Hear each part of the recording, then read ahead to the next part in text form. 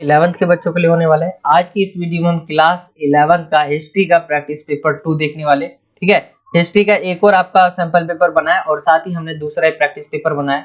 और other subject की बात करें तो पॉलिटिकल का हमने जो है आपका प्रैक्टिस पेपर भी करवा दिया है और आपका सैंपल पेपर भी आया था वो भी करवाया। ठीक है, प्रैक्टिस पेपर इसका हमने 2 करवा दिया। इसके बाद भी प्रैक्टिस पेपर इसका भी 3 आ जाएगा। और हिस्ट्री का यहाँ चल रहा है आपका प्रैक्टिस पेपर, इसका भी 1 करवा दिया हमने और यहाँ पे दूसरा आज की इस वीडियो में है। ठीक है, फिर ऐसे ही आपका इंग्लिश का भी और प्रैक्टिस पेपर, हिंदी का भी और प्रैक्टिस पेपर आपको दे दिया जाएगा। तो चलिए देखते हैं सैंपल पेपर विद सॉल्यूशन, आप इसे कह सकते हो। सैंपल पेपर प्रैक्टिस पेपर 2 आपका जो है आंसर के साथ होने वाला है। क्लास 11 के बच्चों के लिए हिस्ट्री का है आपका टर्म 2 के अकॉर्डिंग जो है बनाया गया है। यहाँ पे आते हैं तो आपके पास टाइम 2 घंटे रहेंगे और अधिकतम अंक जो है 40 नंबर का है। सामान्य निर्देश में आप सभी को पता ही होगा क्या है, बता देता हूं मैं फिर भी। सेक्शन आपकी 4 सेक्शन में डिवाइड होंगे, का गा ग। ठीक है, सभी प्रश्न अनिवार्य है। सेक्शन ए जो होगा 1 से 4 तक जो होंगे वो प्रश्न क्या होंगे, लघु उत्तर 3 अंक के होंगे। और आगे बात करें तो ये 5 से 7 जो होंगे 6 नंबर के होंगे आपके, जो 150 से 200 शब्दों में आंसर देना है आपको। और 8 और 9वां क्वेश्चन जो है आपका वो 4-4 अंक का होगा और ये स्रोत आधारित प्रश्न होंगे। और 10वां जो है लास्ट मानचित्र का होगा जो 2 अंक का होगा। मेन वही है, इंग्लिश में भी वही होगा। अब चलते हैं हम डायरेक्ट जो है सेक्शन ए पर, शॉर्ट आंसर टाइप क्वेश्चन। यहाँ पे जो है आपका सेक्शन ए जो है स्टार्ट हो जाता है। Section A short type questions होंगे, आंसर टाइप। यहाँ पे जो है क्वेश्चंस के नंबर और मैंने प्रश्न संख्या आपको दोनों बता दिया। यहाँ पे आपके प्रश्न नंबर होंगे, यहाँ पे आपकी प्रश्न कितने नंबर का कौन सा क्वेश्चन है यहाँ होगा। आते हैं क्वेश्चन नंबर 1 पे। मध्यकालीन यूरोपीय समाज में महिलाओं की स्थिति के बारे में पूछा गया कि उस समय जो था महिलाओं की स्थिति किस प्रकार थी वो आपको बताना है। तो यहाँ पे कुछ इस तरह से यहाँ पे है, मध्यकालीन यूरोपीय समाज में महिलाओं की स्थिति कुछ इस तरह से है। सबसे पहला है पारिवारिक जो निर्णय होते थे, यानी परिवार में लिए जाने वाले फैसले होते थे, तथा सार्वजनिक जो जीवन होता था उसमें जो है महिला की क्या थी, भागीदारी नहीं थी। दूसरा में कारोबार चलाने में जो है महिलाओं की कोई राय नहीं ली जाती थी। तीसरा है आप दहेज, उनका जो भी दहेज होता था उनके दहेज को लेकर जो है कारोबार में जो है लगाया जाता था। व्यापारी जो महिला होती थी उनकी स्थिति जो है इन महिलाओं के मुकाबले अच्छी होती थी, भिन्न होती थी। और कुछ अपवाद भी है।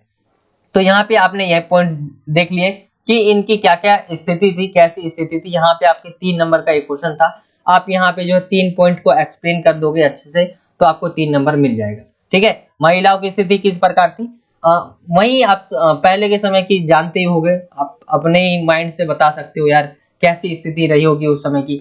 उस समय की महिला को क्या घर में बंद करके रखा जाता होगा, ठीक है, या उनको घर से बाहर नहीं निकलने दिया जाता था होगा, या ऐसा ही होता होगा तो या तो काम ही उनसे करवाते होंगे ज्यादा, ऐसा भी हो सकता है। ठीक है, तो उनको मैं कोई फैसला वैसला में आज के समय में देखते होंगे कि कोई भी फैसला होता है तो वो मर्द ही लेते हैं, औरतें नहीं लेती है, भागीदारी होती है आज के समय। ठीक है, लेकिन रियलिटी की बात करें तो महिलाओं की राय ली जाती है, लेकिन फैसले जो असली करता है वो मेनली जो है वो औरतें नहीं करती है।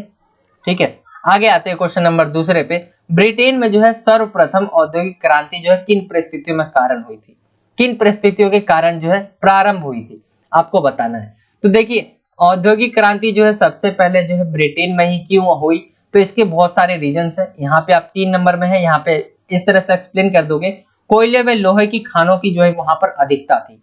ठीक है, कृषि क्रांति हो गया, एक पॉइंट आप ये लिख सकते हो। सस्ते वहां श्रमिक थे, उस वजह से जो है औद्योगिक क्रांति जो है वहां पे चली। चालक शक्ति यानी भाप का ज्ञान हो गया उन्हें, और धन की अधिकता यानी पैसे उनके पास बहुत ज्यादा थे। तो ब्रिटेन के पास ये सारी चीज थी जिनसे जो है औद्योगिक क्रांति जो है ब्रिटेन में ही संभव हो पाई सबसे पहले। इसी का 8वें में जो क्वेश्चन दिया गया था वो देख लेते हैं। 8वें में पूछा गया क्वेश्चन है, ब्रिटेन में जो है आवागमन के साधनों में हुए नए आविष्कारों की जानकारी दीजिए। अब ब्रिटेन में हुए जो है एक जगह से दूसरे जगह जाने के लिए जो भी आविष्कार हुए उनके बारे में हमें बताने हैं, नए आविष्कारों के बारे में। तो देखिए इसमें है 1750 से 1903 ईस्वी तक जो है आवागमन के क्षेत्र में आश्चर्यजनक परिवर्तन हुए। इन परिवर्तनों का श्रेय जो है नए आविष्कारों तथा आविष्कारकों को जाता है। इन आविष्कारों का संक्षिप्त वर्णन जो कि इस प्रकार है। आगे देखते हैं कौन कौन से आविष्कार किए। तो सड़कें, स्कॉटलैंड के इंजीनियर जॉन पैक एडम ने छोटे पत्थरों की सहायता से क्या किया था, सड़कें बनवाई थी। 1 पॉइंट नहरों का निर्माण जो है करवाया गया था, जिनके द्वारा जेम्स ब्रिडले ने बहुत सी नहरों का निर्माण कराया था। रेल इंजन 1802 में ट्रेविस थिक ने प्रथम लोकोमोटिव इंजन की खोज की, ये आप डालोगे। स्टीम शिप्स अमेरिकी वैज्ञानिक रॉबर्ट फुलटोन ने 1807 ईस्वी में भाप वाली बोट का की जो है खोज करी, और मोटर कार 19वीं शताब्दी के अंत में एक जर्मन इंजीनियर ने पेट्रोल से चलने वाली जो है मोटर कार का आविष्कार किया। तो ये आविष्कार थे जो आवागमन के लिए हुए, कहाँ हुए? ब्रिटेन में। तो ये 3 नंबर में आप इसे एक्सप्लेन कर सकते हो। मैंने आपको 4 नंबर तक का बता दिया, 4-5 नंबर का आप 3 पॉइंट लिख सकते हो इजी से। ठीक है, आगे चलते हैं हम। क्वेश्चन नंबर 3 पे आते हैं। जापान के बारे में पूछा गया कि जापान की भौगोलिक स्थिति को आपको बताना है। ठीक है, 3 नंबर का है, और यहाँ पे जो है मैंने ये 5 बिंदु लिख रखे हैं, लेकिन आपसे 3 बिंदु ही पूछा जाएगा, मैंने ज्यादा करके लिख रखा है। जापान की भौगोलिक स्थिति का 5 बिंदु में आपको वर्णन करना है। तो जापान क्या है? एक द्वीप श्रृंखला है। द्वीप श्रृंखला मतलब द्वीप वाला देश वो होता है जो चारों तरफ से पानी से घिरा। ठीक है, तो जापान एक द्वीप श्रृंखला है। 50% से अधिक जो जमीन है वहां की, वो क्या है? पहाड़ी है। भूकंप वाला क्षेत्र है ये, यानी भूकंपीय छाया क्षेत्र है ये। भूकंप यानी आप इतना कह सकते हो कि इसका जो है 24 घंटे में जो है यहाँ पे 4 टाइम जो है भूकंप आ जाता है। 24 घंटे में, यानी एक दिन में 4 बार भूकंप आता है वहां पे। ओकिनावा द्वीपों की जो है श्रृंखला दक्षिण में है, और सबसे इसके जो फेमस द्वीप है, सबसे बड़े 4 द्वीप जो है होन्शु, क्योशु और शिकोकु तथा होकाइडो, ये 4 इसके जो है द्वीप है जो सबसे बड़े हैं, वो इनके ये नाम थे। आपने जान लिया ये जापान की भौगोलिक स्थिति के बारे में। आगे चलते हैं। मेजी संविधान का वर्णन करना है, 4 नंबर में पूछा गया क्वेश्चन है। मेजी संविधान जो है क्या है, एक तरह से आप वर्णन कीजिए। तो मेजी संविधान के अंदर जो है सीमित मताधिकार पर आधारित था। मेजी संविधान क्या था? सीमित जो है मताधिकार पर आधारित था। उसने डाइट बनाई जिसके अधिकार सीमित थे। ठीक है, शाही पुनर्स्थापना करने वाले नेता सत्ता में बने रहे, और उन्होंने क्या है? राजनीतिक पार्टियों का गठन किया। मेजी संविधान ये है, इसके बारे में 3 नंबर में आप इस तरह से एक्सप्लेन कर दोगे। आगे आते हैं, और ये जो क्वेश्चंस लिए गए हैं सेक्शन ए आपका हो गया है, 3-3 नंबर वाले क्वेश्चन है।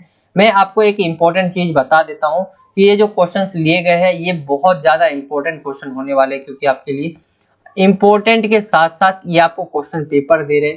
ठीक है, क्वेश्चन पेपर दे रहे, साथ ही ये जो क्वेश्चन है ये प्रीवियस जो ईयर आपके क्वेश्चंस गए हैं इंपॉर्टेंट, वहां से निकाले गए। टर्म 2 के अकॉर्डिंग जो है ये निकाला गया है, टर्म 2 के अकॉर्डिंग। तो पूरा आपका जो है पेपर बनाया गया है, और इसमें बहुत मेहनत लगी है। तैयारी आपको जो है बहुत अच्छे तरीके से करनी है, 100% देना है अपना तैयारी में, अच्छे नंबर ला पाओ, यही हमारी जो है हमारा उद्देश्य है पढ़ाने का। और जो ये पेपर है ये बहुत जो मैंने आपको एक सैंपल पेपर करवा दिया है, और ये प्रैक्टिस पेपर 2 है, यानी इसे आप प्रैक्टिस पेपर 1 कह सकते हैं। तो जितने भी प्रैक्टिस पेपर आएंगे उसकी तैयारी जरूर करना, क्योंकि वो आपका कोई एक चैप्टर नहीं है, उसके अंदर वेरी इंपॉर्टेंट क्वेश्चन है, बहुत मोस्ट इंपॉर्टेंट क्वेश्चन है, क्योंकि उसने उन क्वेश्चनों को क्या है क्वेश्चन पेपर में लिया गया। प्रीवियस ईयर के होंगे वो, चैप्टर वाइज आप क्वेश्चन आंसर देखोगे, उससे अच्छा है कि आप ये देख लो, इसमें सब कुछ जो है आपको मिलेगा। ठीक है, अब आते हैं हम सेक्शन आपका जो है सेक्शन बी पे आ जाते हैं। ठीक है, सेक्शन बी पे आ जाते हैं। सेक्शन आपका ए खत्म हो गया है, 3-3 नंबर वाले आपके क्वेश्चन थे, जो भी थे हमने सॉल्व कर लिए। आगे आते हैं सेक्शन बी पर। सेक्शन बी पे जो है खंड खा लॉन्ग आंसर टाइप जो है क्वेश्चंस होंगे यहाँ पे, और 6-6 नंबर वाले क्वेश्चन होंगे। सबसे पहला क्वेश्चन पूछा गया है, यूरोप के जो सर्वप्रथम सबसे पहला का जो विश्वविद्यालय वो इटली में ही क्यों स्थापित हुए? उन्होंने मानवतावादी विचारधारा के प्रसार में क्या योगदान दिया? तो यहाँ पे जो है यूरोप में जो है सर्वप्रथम जो विश्वविद्यालय थे वो इटली में ही क्यों स्थापित हुए? तो यहाँ देखते हैं इसके आंसर्स को हम। सबसे पहले विश्वविद्यालय इटली में जो है स्थापित होने के कारण 6 नंबर का आपका एक क्वेश्चन रहेगा। सेक्शन बी में जो है आपके 6-6 नंबर के क्वेश्चन आते हैं। यहाँ पे जो है पहला पॉइंट है 11वीं सदी में से जो है पादुआ व बोलोनिया नगर जो है व्यापार व वाणिज्य से संबंधित थे। वकीलों व नोटरी के बड़े पैमाने के व्यापार के लिए नियमों का लिखने, व्याख्या करने व समझौते तैयार करने के लिए आवश्यकता आते पादुआ व बोलोनिया विश्वविद्यालय जो है विधि शास्त्र जो है अध्ययन केंद्र बन गया। यहाँ पे जो है एक बोलोनिया है और एक आपका पादुआ है, ये दोनों क्या है यहाँ से जो है व्यापार होता था। व्यापार के लिए जो है नियमों को लिखने, व्याख्या करने, समझौते तैयार करने के लिए आवश्यकता पड़ता था। और जो है धीरे धीरे क्या है यहाँ पे जो है आप देखोगे तो पढ़ाई लिखाई जो है वो आने लगी। ठीक है, तो विधि शास्त्र का अध्ययन का केंद्र बन गया यहाँ पे।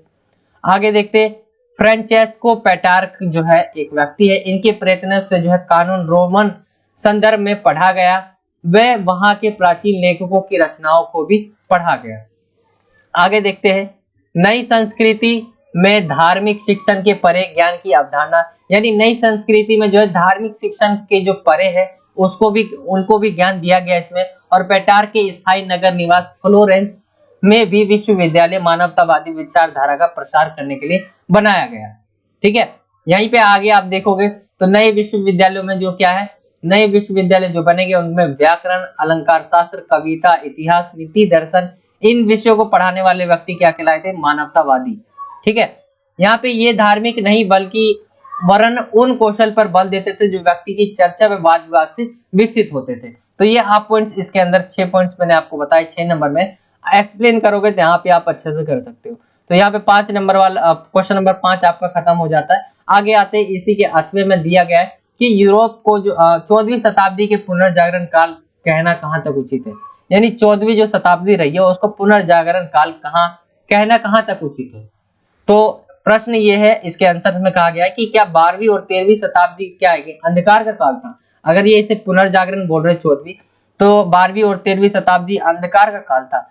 इंग्लैंड के पीटर जो है बर्क का सुझाव है कि बर्कहार्ट के विचार अतिशयोक्तिपूर्ण थे।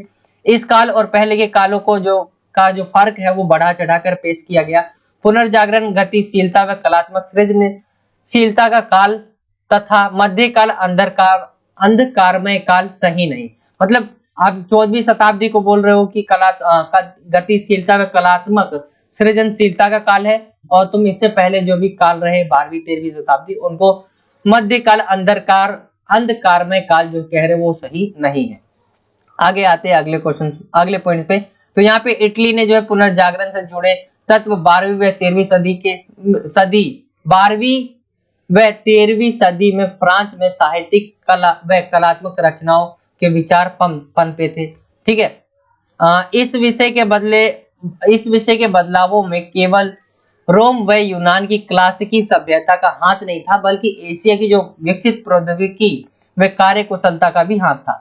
तो यहाँ पे रोम का ही हाथ नहीं था, रोम व यूनान की क्लासिकी सभ्यता का ही हाथ नहीं था, बल्कि क्या था, एशिया का भी हाथ था इसमें। विकसित प्रौद्योगिकी व कार्य कुशलता का भी हाथ था। यह पॉइंट्स लिख सकते हो। विश्व का सबसे बड़ा क्षेत्र जो है आपस में जो है संबंध हो चुका था, और वास्तव में यूरोप के प्रारंभिक इतिहासकारों ने पुनर्जागरण पर यूरोप केंद्रित दृष्टिकोण ही रखा। तो यहाँ पे ये आप पॉइंट्स लिख सकते हो, 14वीं शताब्दी को कहाँ तक जो है कहना उचित है, कि ये आपके दोनों इसके अंदर आप डाल सकते हो, अपने व्यू डालने होते थे। क्वेश्चन नंबर 6 पे आते हैं हम। क्वेश्चन नंबर 6 है, इस कथन से आप कहाँ तक सहमत है कि औद्योगिक क्रांति एक क्या है, मिश्रित जो वरदान है वो साबित हुई है। तो औद्योगिक क्रांति मिश्रित वरदान साबित हुई है, यानी हमारे लिए अच्छा भी रहा है बुरा भी रहा है। अब किस तरह से अच्छा रहा है किस तरह से बुरा रहा है देख लेते हैं। यानी औद्योगिक क्रांति के सकारात्मक प्रभाव क्या है और नकारात्मक प्रभाव आपको बताने हैं। ठीक है, तो इस क्वेश्चन का आंसर देखते हैं। पहले भूमिका आपको जरूर बनानी है। ठीक है, भूमिका में औद्योगिक क्रांति जो है आप उसे एक्सप्लेन कर देंगे, फिर उसके बाद जो है आप आगे बढ़ोगे इनके औद्योगिक क्रांति के सकारात्मक प्रभाव में, फिर बढ़ोगे औद्योगिक क्रांति के नकारात्मक प्रभाव में। सबसे पहला पॉइंट है औद्योगिक क्रांति के सकारात्मक प्रभाव में क्या हुआ है, नई मशीनों का आविष्कार हो गया। ये आप पॉइंट डाल सकते हो। उत्पादन में मशीनों का प्रयोग होने से जो मानव को क्या भारी कामों से जो है छुटकारा मिल गया। संचार यातायात व संचार के साधनों के नए नए आविष्कार हुए। औद्योगिक क्रांति आने से क्या हुआ, यातायात व संचार के नए नए साधन जो भी थे उनका आविष्कार होने लग गया था। परिवहन के तीव्रगामी साधनों से क्या है, समय और दूरी पर मनुष्य ने विजय हासिल कर ली। 5वां पॉइंट है औद्योगिक क्रांति के फलस्वरूप जो है मनुष्य के आराम व सुख की वस्तुएं सस्ती कीमतों पर आम व्यक्तियों को मिलने लग गई थी। यानी जो भी महंगी वस्तुएं जो बनती थी पहले, अब मिनटों में बन जाती थी, अब वहीं पे वो सस्ती हो गई, जिससे क्या आम व्यक्ति को भी मिलने लग गई। कच्चे माल की मांग जो बढ़ने के कारण क्या, कृषि जो क्षेत्र था उसमें क्रांतिकारी सुधार होने लग गया। और बैंकिंग प्रणाली का जो है विकास होने लग गया। तो ये था आपका सकारात्मक प्रभाव। ठीक है, अब हम देख लेते हैं नकारात्मक प्रभाव भी रहे इसके औद्योगिक क्रांति के, क्या रहे वो देख लेते हैं। औद्योगिक क्रांति के नकारात्मक प्रभाव में सबसे पहला है ग्रामीण लोगों का रोजगार की तलाश में शहरों में आगमन। यानी औद्योगिक क्रांति हुई तो वो शहरों में हुई होगी, ठीक है, गांव में तो हुई नहीं होगी, तो शहरों में हुई है, तो यहाँ से गांव के जो लोग थे वो शहरों में आने लग गए। तो क्या है कि रोजगार की तलाश में शहरों में आवागमन हो गया, जिनसे कई सारी प्रॉब्लम हुई। जैसे शहरों में अत्यधिक जनसंख्या के कारण क्या हुआ, स्वास्थ्य, शिक्षा, पेयजल और आवास की समस्या होने लग गई। स्त्रियों में बच्चों का शोषण होने के कारण जो है स्वास्थ्य पर जो है दुष्प्रभाव पड़ा। जो छोटे उद्योग थे, जो घरेलू उद्योग और कुटीर उद्योग होते हो, उद्योग धंधों का समाप्त होना। ठीक है, ऐसे उद्योग बहुत छोटे लेवल पे होते हैं, या तो घर में ही होता है या आस पड़ोस में ही होता है। ठीक है, तो बहुत छोटे लेवल पे ये उद्योग चलते थे, तो ये जो है इनका समाप्त हो गया और समाज क्या है दो भागों में जो है बट गया, एक तरह से उद्योगपति और सर्वहारा वर्ग। तो ये पॉइंट्स आप डाल सकते हो यहाँ पे। औद्योगिक क्रांति के क्या सकारात्मक प्रभाव पड़े और नकारात्मक प्रभाव पड़े हैं। ठीक है, इसके अलावा भी बहुत सारी चीजें आप नकारात्मक प्रभाव में औद्योगिकरण के डाल सकते हैं। आगे आते हैं इसी का अथवे में पूछा गया क्वेश्चन है कि क्वेश्चन पूछा गया है आपका औद्योगिक जो श्रमिक की स्थिति थी उनको सुधार के लिए जो बनाए गए कानून है उनको आपको बताना है इस क्वेश्चन में। ठीक है, औद्योगिक श्रमिकों की स्थिति में सुधार हेतु जो कानून के जरिए कौन से कदम उठाए गए वर्णन करना है आपको, और 6 नंबर का आपका ये क्वेश्चन है। तो यहाँ पे देख लेते हैं औद्योगिकरण से क्या क्या जो है औद्योगिक क्रांति, औद्योगिक श्रमिकों की स्थिति में कानून के जरिए सुधार कौन कौन से हुए देख लेते हैं। सबसे पहला है सरकार ने सन 1819 में क्या है सबसे पहले शुरुआत करी इनकी सुधार की। ठीक है, कानून बनाए श्रमिकों की स्थिति में सुधार के लिए 1819 में। ठीक है, 9 वर्ष से कम आयु के जो वाले बच्चे थे फैक्ट्री में काम करने की पाबंदी हो गई। जो 9 वर्ष से कम के बच्चे थे, ठीक है, उनसे जो है उन जो फैक्ट्री में काम था उनका बंद करवा दिया गया। तीसरे में 9 से 16 तक की जो आयु के बच्चे थे, बच्चों से काम कराने की सीमा 12 घंटे समय जो है तय कर दी गई थी। यानी आप सोच सकते हो 9 से 16 तक साल के बच्चों से जो है 12 घंटे काम करवाया जाता था। यहाँ आज का जो इंसान है वो अच्छा भी हो तो वो 10 घंटे ज्यादा कर लेगा, इतने ज्यादा नहीं कर पाते, लेकिन उस समय 12 घंटे करवाया जाता था काम। ठीक है, और वो भी नॉर्मल काम नहीं होता है। आज के समय 12 घंटे भी काम कर लेंगे तो वो ऐसा काम नहीं होता, ये उनमें करते थे फैक्ट्रियों में काम। ठीक है, आगे देखते हैं। चौथा पॉइंट है आपका 1833 के एक अधिनियम द्वारा 9 वर्ष से जो कम आयु के बच्चे थे उन बच्चों को केवल जो है रेशम की फैक्ट्री में फिर जो है इनको लगा दिया गया, रेशम की फैक्ट्री में लगा दिया गया। 5वें पॉइंट में बड़े बच्चों के लिए जो है काम के घंटे जो है सीमित कर दिए गए थे। फैक्ट्री निरीक्षकों की नियुक्ति करना, यानी देखभाल करने के लिए जो है। आगे पॉइंट आ जाएगा 1842 के खान और कोयला अधिनियम ने 10 वर्ष के जो भी बच्चे कम थे वह स्त्रियों को खानों में नीचे काम लेने पर जो है पाबंदी लगा दी गई। और 8वां है 1847 में यह कानून बना 18 साल से कम उम्र के बच्चों और स्त्रियों से केवल जो है 10 घंटे से अधिक जो है काम ना लिया जाए, केवल 10 घंटे का काम लिया जाए। तो ये जो बने हुए कानून है औद्योगिक श्रमिकों की स्थिति क्या क्या सुधार किए गए उनकी स्थिति को इनके द्वारा। तो आई होप कि आपको समझ आ गया होगा। ये था जो है इनके पॉइंट्स। आगे चलते हैं क्वेश्चन नंबर हम 7वें पे आते हैं, वो छठे का अथवा था। 7वें पे आते हैं। जापान में 1870 के दशक में अपनाई गई नई विद्यालय व्यवस्था का उल्लेख करना है आपको। तो 1870 में के दशक में, दशक का मतलब क्या होता है 70 से लेकर 80 के बीच। ठीक है, यानी 1870 से 1880 के बीच का मतलब इसका होता है। तो यहाँ पे जो है यहाँ पे हम देख लेते हैं इसको आगे। इसमें जो बोला गया है कि 1870 के दशक में कौन कौन सी जो है नई विद्यालय व्यवस्था अपनाई थी। तो सभी बच्चों को क्या है, लड़के व लड़कियों को स्कूल जाना अनिवार्य कर दिया, यानी आप जाओगे ही जाओगे। ठीक है, 1910 तक स्कूल जाने पर कोई वंचित नहीं रहा। 1910 से जो है 1910 के बाद जो है ऐसा कोई बच्चा नहीं था जो स्कूल नहीं जाता था। पढ़ाई की जो फीस थी वो बहुत कम कर दी गई थी, ये पॉइंट आ जाएगा। शिक्षा मंत्रालय पाठ्य चर्चा पर, किताबों के चयन और शिक्षकों के प्रशिक्षण पर जो है नियंत्रण रखता था। शिक्षा मंत्रालय बनाया गया था और वो जो है नियंत्रण रखता था। 5वां, किताबों में जो है माता पिता के प्रति राष्ट्र के प्रति जो वफादारी और अच्छे नागरिक बनने की जो है प्रेरणा दी जाती थी। और लास्ट ऑप्शन या सेन जो है 1866 से 1925 आधुनिक चीन के संस्थापक माने गए। ठीक है, तो ये आप जो है इसके अंदर डाल सकते हो। ये आप पॉइंट मत लिखना यहाँ पे, लगता है मुझे गलती से टाइप गलती से हो गया। ठीक है, तो यहाँ पे ये पॉइंट आप जो है 5 पॉइंट आपको नजर आ रहे होंगे, इसको आप जो है जापान की जो नई विद्यालय व्यवस्था है उसके अंदर आप ला सकते हो।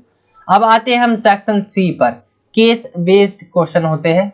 ठीक है, खंड ग केस आधारित प्रश्न सेक्शन सी, और यहाँ पे 4 नंबर के 2 क्वेश्चन पूछे जाएंगे, 4-4 नंबर के, टोटल 8 नंबर का। स्रोत आधारित प्रश्न होंगे, इन स्रोतों को आपको पढ़ना है और नीचे दिए गए जो भी प्रश्न होंगे उसके उत्तर देना है। तो अमेरिका की पूर्व संध्या, ये इसके बारे में आपको जो है पूरा आपको पढ़ लेना है, मैं आप पूरा पढ़ के नहीं बताता हूँ, मेन हम डायरेक्ट जो है क्वेश्चन पे आएंगे। क्वेश्चन पे आया करिए, अगर आपको पेपर में भी अगर पैसेज या इस टाइप का हो तो आपको सबसे पहले क्या है कि इसे नहीं पढ़ना है, इससे आपका टाइम जाएगा। आपको सबसे पहले क्या है कि क्वेश्चंस पढ़ना है, फिर उसके बाद जो है आंसर उसी के अंदर आपको मिल जाएंगे। जैसे पूछा गया उपरोक्त अनुच्छेद के लेखक का नाम लिखिए, तो यहाँ पे जो है आप आंसर यहाँ देख रहे हो, और आपका जो है इसी के बाद जो है यहाँ पे साइड में लिखा होता है इसका आंसर, नहीं लिखा हो तो अंदर हिंट मिल जाएगा। ठीक है, बाकी ये आपके चैप्टर में से आता है, कोई अलग से नहीं आता है। अमेरिका की पूर्व संध्या से क्या तात्पर्य है, तो यहाँ पे मैंने आपको ऊपर जो हाईलाइट किया था, अंडरलाइन किया था, तो यहाँ पे आप देखोगे पूर्व संध्या मतलब बता रखा है, यानी जब यूरोपीय लोग आए और इस महाद्वीप को उन्होंने क्या अमेरिका का नाम दिया। ठीक है, तो ये आप इसके अंदर लिख सकते हो। और लास्ट है आपका तीसरा, अमेरिका की पूर्व संध्या से पहले इस महाद्वीप के लोगों की विविधता के बारे में वर्णन करना है आपको, तो ये आप एक्सप्लेन कर सकते हो क्या क्या विविधता रही थी। 100 से भी ज्यादा लोग जो है जुबानें बोलते थे, शिकार मछली पकड़ना बहुत सारी चीजें किया करते थे अपने जीवन चलाने के लिए। आगे आते हैं इसी में क्वेश्चन नंबर 9 पे। क्वेश्चन नंबर 9 भी आपका वही है, 4 नंबर का क्वेश्चन है और स्रोत आधारित प्रश्न होंगे, मतलब यहाँ पे केस बेस्ड क्वेश्चन है आपके, और इसे आपको पढ़ना है फिर उसके आंसर देने।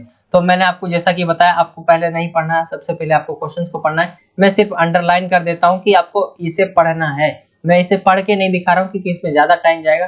ठीक है, हम डायरेक्ट क्वेश्चन पे आएंगे, इसे पढ़ने से अच्छा है। आगे आते हैं क्वेश्चन पे आ जाते हैं हम, इसे पूरा आपको पहले नहीं पढ़ना है, मैं बार बार बता रहा हूँ। क्वेश्चन पे आना है, उपरोक्त पंक्तियों का जो वर्णन है किस ऑस्ट्रेलियाई इलाके का है तथा कब किया गया। तो ये क्वेश्चन का आंसर इसमें नहीं है, आपको आंसर जो है सिडनी के एक इलाके का वर्णन किया गया है और 1790 में। ठीक है, तो ये आप इसका राइट आंसर हो जाएगा। ये आपके चैप्टर से लिया गया है, इसलिए आपको इसमें डेट तो नहीं मिलेगा, हिंट भी मिल जाता है लेकिन इसमें आपका नहीं दिया गया हिंट। आगे आते हैं दूसरा, इस इलाके में खाद्य संसाधनों की कमी जो है उत्पन्न क्यों हुई। तो ब्रिटिश की उपस्थिति के कारण जो है यहाँ जो है उत्पादन को नाटकीय ढंग से अस्त व्यस्त कर दिया इन्होंने, और ब्रिटिशों की उपस्थिति ने आदिवासी के जीवन को जो है किस प्रकार जो है प्रभावित किया। तो उनको अपने जहाँ रहते थे वहां से कहीं और जाना पड़ा, या बहुत सारी प्रॉब्लम्स आई होंगी जब दूसरे लोग आते हैं रहने के लिए। ठीक है, उनकी संस्कृति पर जो है थोड़ा फर्क पड़ा होगा, तो बहुत सारी प्रॉब्लम्स आप उसके अंदर लिख सकते थे। मैंने उसको पूरा एक्सप्लेन नहीं किया क्योंकि उसके अंदर पूरा पैसेज ही लिख सकते हो आप, तो वहां पे 2 नंबर में जितना चाहे आप लिख लो। आगे आते हैं हम, आपका सेक्शन डी आ जाता है, मैप वाला question, map skill based question. यहाँ पे जो है मैप से जो है क्वेश्चन पूछा गया है, और यहाँ से जो ऑस्ट्रेलिया का मैप मैंने लिया है। ठीक है, जो आपका चैप्टर आ रहा है, और इसमें मैंने कोई क्वेश्चन नहीं बनाया। क्वेश्चन में आ जाएगा कि डार्विन कहाँ है, तो डार्विन यहाँ है। मैं आपको पूरा ऑस्ट्रेलिया का मैप दिखा दे रहा हूँ, कोई दिक्कत ही नहीं रहेगी, एक ही बार में मैप आपका खत्म हो जाएगा। डार्विन ऑस्ट्रेलिया का पूरा मैप है। डार्विन कहाँ है, पर्थ कहाँ है, पर्थ यहाँ है। न्यू साउथ वेल्स कहाँ है, आप देख सकते हो। एडिलेड कहाँ है, कैनबरा कहाँ है, सिडनी कहाँ है, मेलबोर्न कहाँ है, और तस्मानिया कहाँ है। तो ये जो है इसके अंदर आप लिख सकते हो ऑस्ट्रेलिया में कहाँ पर कौन सी जगह। ये क्वेश्चन आपके आएंगे, ऐसे क्वेश्चन आएंगे, सिडनी भरिए, सिडनी कहाँ है। ठीक है, तो आपको यहीं पे आपने पूरा का पूरा मैप ही देख लिया ऑस्ट्रेलिया का। कोई बोलेगा डार्विन कहाँ है, ठीक है, डार्विन को फिल करिए, तो डार्विन आपको पता चल गया। पूछ लेगा ऑस्ट्रेलिया के सबसे उत्तर में स्थित राज्य, ऐसे पूछ लेगा तो डार्विन। बहुत सारी चीजें जो है इसमें आपको कवर कर दी जाती है। यहाँ पे जो है हमने कोई क्वेश्चन नहीं लिया है क्योंकि इसके अंदर बहुत सारे क्वेश्चन हमने ऐसे ही ले लिए हैं। ये आप देख सकते हो, 2 ही क्वेश्चन आएगा यहाँ पे, आपके बहुत सारे क्वेश्चन यहीं से निकल जाएंगे। इसे एक ही बार देख लेना, ऑस्ट्रेलिया वाला मैप आपका जो खत्म हो जाएगा। ऑस्ट्रेलिया से आने वाले सारे क्वेश्चन आप कर लोगे। तो ये था आपका पूरा जो है सैंपल पेपर। आई होप कि आपको समझ आ गया होगा। प्रैक्टिस पेपर भी आप इसे कह सकते हो। प्रैक्टिस पेपर 2 था आपका हिस्ट्री का। और इसके बाद जो है आपके अदर सब्जेक्ट है उसके भी प्रैक्टिस पेपर हम जरूर ला देंगे। और मैं बार बार कह रहा हूँ इसकी प्रैक्टिस जरूर करिए। प्रैक्टिस पेपर आपका ये 2 है, ठीक है। इसके बाद भी प्रैक्टिस पेपर जो है आपके 3 भी ला देंगे, प्रैक्टिस पेपर 4 भी ला देंगे एक एक सब्जेक्ट का। पॉलिटिकल का जो है प्लेलिस्ट बना दिया गया है, जिसमें पहला जो है प्रैक्टिस पेपर करवा दिया गया है, दूसरा भी करवा दिया जाएगा जितना हो सके। हिस्ट्री का भी बना देंगे आज, और हिस्ट्री में जो है ये भी डाल देंगे हम, ठीक है। और दूसरा हमने आज करवा दिया। तो अदर सब्जेक्ट के भी प्रैक्टिस पेपर जितने से ज्यादा हो सके उतने बनाने के प्रयास करेंगे, और अच्छे नंबर आप ला सको, यही हमारा उद्देश्य रहता है। बहुत अच्छे नंबर लाए आप। और इस क्वेश्चंस को, जो भी क्वेश्चंस दिए, ये इंपॉर्टेंट ही नहीं, बहुत इंपॉर्टेंट है। प्रीवियस ईयर में आए हुए क्वेश्चन है ये, और बहुत ज्यादा इंपॉर्टेंट है। एक क्वेश्चन पेपर के अंदर है, तो आप समझ सकते हो कितना इंपॉर्टेंट होगा ये क्वेश्चन। तो यही था आज का वीडियो। आई होप कि आपको वीडियो अच्छा लगा होगा। वीडियो अच्छा लगा तो वीडियो को लाइक करें, ज्यादा से ज्यादा अपने दोस्तों में शेयर करें। और अगर आप हमारे चैनल पर नए हो तो चैनल को जो है नीचे रेड कलर का जो है बॉक्स होगा सब्सक्राइब लिखा हुआ, उस पर क्लिक करके जो आप सब्सक्राइब कर सकते हो। और बेल का आइकन पे जो है ऑल पे सेलेक्ट कर देना आप, ताकि जो हमारी और भी वीडियोस आएंगी नई नई, वो आप देख पाओगे सबसे पहले। तो यही था आज का वीडियो एंड करते हैं। मिलता हूँ आपसे अगली और एक्साइटिंग वीडियो में। जब तक के लिए जय हिंद, जय भारत, वंदे मातरम।